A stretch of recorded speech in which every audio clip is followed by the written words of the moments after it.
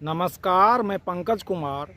कभी अमेरिकी राष्ट्रपति जॉन एफ कैनेडी ने कहा था, मानवता को युद्ध का अंत करना होगा, नहीं तो युद्ध पूरी तरह मानवता का अंत कर देगा। रूस यूक्रेन और इजराइल फ़लस्तीन के रूप में दो युद्ध पहले से ही जारी है। अब इजराइल ईरान के बीच भी जंग छिड़ चुकी है।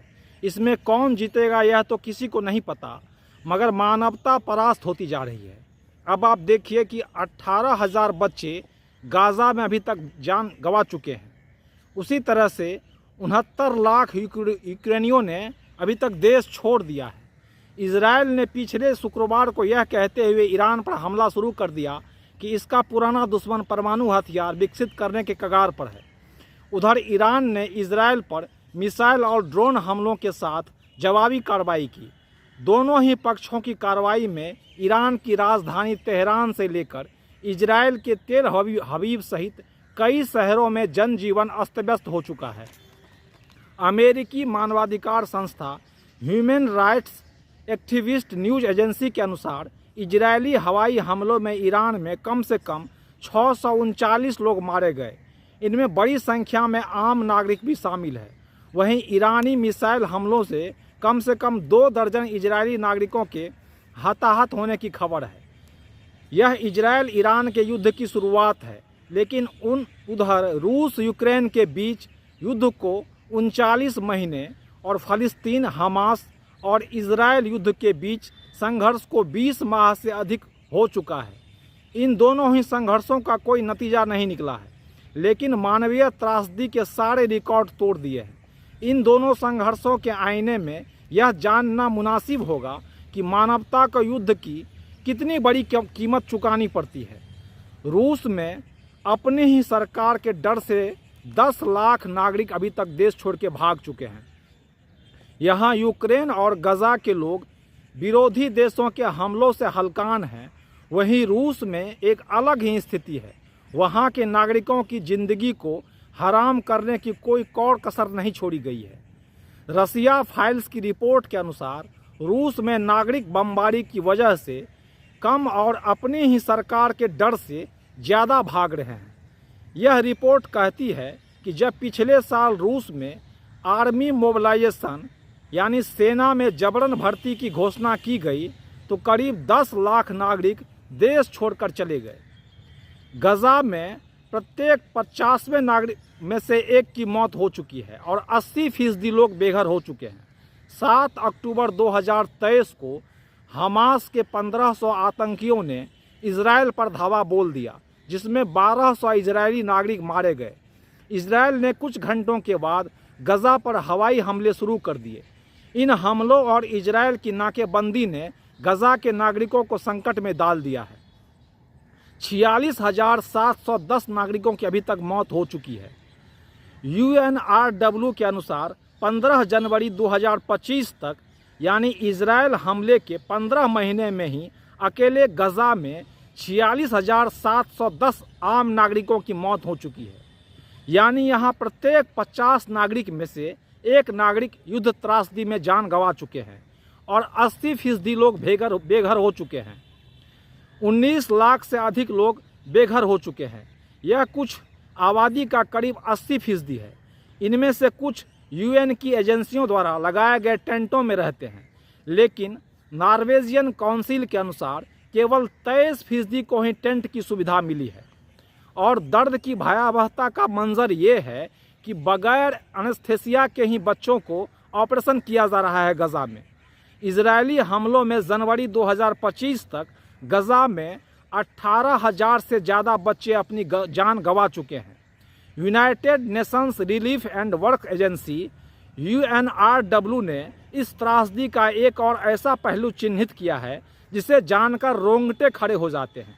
एजेंसी के अनुसार हर दिन कम से कम 10 बच्चों के जख्मी या एक या दोनों पैर काटने पड़ रहे हैं, और वह भी बगैर एनेस्थीसिया के, क्योंकि इजराइल के ब्लॉकेड की वजह से अनेक जरूरी दवाएं सहित एनेस्थीसिया की आपूर्ति नहीं हो पा रही है। इससे भी कई बच्चे दर्द से जान दे रहे हैं। तो इस तरह से फिर दोहरा देते हैं कि अभी तक गजा में 18,000 बच्चे की जान जा चुकी है और 69 लाख यूक्रेनियों ने अभी तक देश छोड़ दिया है। 56 देश अभी युद्धग्रस्त हैं और बाल मृत्यु दर इस तरह से दोगुनी हो गई है। एक रिपोर्ट के अनुसार इस समय दुनिया में 56 देश युद्ध या गृहयुद्ध से ग्रस्त है। 12 करोड़ लोग विस्थापित हो चुके हैं। यूएन रेफ्यूजी एजेंसी के मुताबिक विभिन्न युद्धों और संघर्षों की वजह से 2024 के अंत तक विस्थापितों की संख्या 12 करोड़ तक पहुंच गई है। यह एक रिकॉर्ड है। इसका असर लोगों के जीवन की गुणवत्ता पर पड़ रहा है। 8 करोड़ बच्चे शिक्षा से वंचित हैं। यूनेस्को की 2024 की रिपोर्ट के अनुसार सीधे तौर पर युद्ध और संघर्ष के कारण करीब 8 करोड़ बच्चे स्कूल नहीं जा पा रहे हैं। 60% से अधिक लोग भूखमरी के शिकार हैं। युद्ध और भूखमरी का गहरा संबंध है। विश्व खाद्य कार्यक्रम की 2024 की रिपोर्ट के अनुसार युद्ध प्रभावित देशों में लगभग 60% लोग खाद्य असुरक्षा की सामना कर रहे हैं। इसमें इन देशों के बच्चों में कुपोषण की बड़ी समस्या हो रही है। 45% से ज़्यादा संक्रामक बीमारियों से ग्रसित हैं। लांसेट मेडिकल की रिपोर्ट के अनुसार युद्ध प्रभावित क्षेत्रों में संक्रमण रोगों का प्रसार 45% अधिक पाया गया है। वहीं युद्ध प्रभावित क्षेत्रों में 5 वर्ष से कम उम्र के बच्चों की मृत्यु दर दोगुनी हो गई है।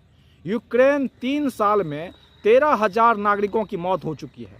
रूस यूक्रेन युद्ध की शुरुआत 24 फरवरी 2022 को हुई थी, जब रूस ने यूक्रेन पर व्यापक सैन्य हमला शुरू किया था। पिछले करीब 39 महीनों में यह युद्ध जारी है।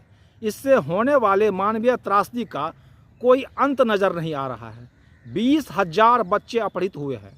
यूनाइटेड नेशन ह्यूमन राइट्स के अनुसार रूस के साथ जंग की वजह से यूक्रेन में अब तक 13,343 नागरिकों की मौत हो चुकी है। इसके अलावा करीब 20,000 बच्चे को ज़बरदस्ती यूक्रेन से रूस ले जाया गया है। 25 लाख आवास नष्ट हो गए हैं। यूएन रिफ्यूजी एजेंसी के अनुसार यूक्रेन में 25 लाख से अधिक घर या तो नष्ट हो चुके हैं या उन्हें गंभीर रूप से नुकसान पहुंचा है। यह कुल यूक्रेनी घरों का करीब 13% है और 1.1 करोड़ लोग विस्थापित हो चुके हैं। यूएन रिफ्यूजी एजेंसी के अनुसार 1.1 करोड़ यूक्रेनी नागरिकों को घर छोड़कर अन्य प्रदेशों में जाना पड़ रहा है। यानी वहाँ की आबादी का हर चौथा इंसान विस्थापित है। 69 लाख को तो अपना देश ही छोड़ने पर मजबूर होना पड़ा है। 176 अरब डॉलर का ढांचा ध्वस्त हो चुका है। परिवहन और ऊर्जा के बुनियादी सुविधाओं को भी ज़बरदस्त नुकसान पहुंचा है। एक आकलन के अनुसार 176 अरब डॉलर मूल्य के बुनियादी ढांचे की क्षति पहुंची है। इससे भी सामान्य लोगों की ज़िंदगी में संघर्ष बढ़ गया है। यानी युद्ध का एक ही मतलब होता है विनाश, और युद्ध में कोई जीतता नहीं है, दोनों पक्ष हारता है। कोई ज़्यादा हारता है, कोई कम हारता है। ये रिपोर्ट हम अलग अलग मीडिया रिपोर्ट में छपे रिपोर्ट के हवाले से हम बता रहे हैं। आप देख रहे हैं पंकज का संवाद।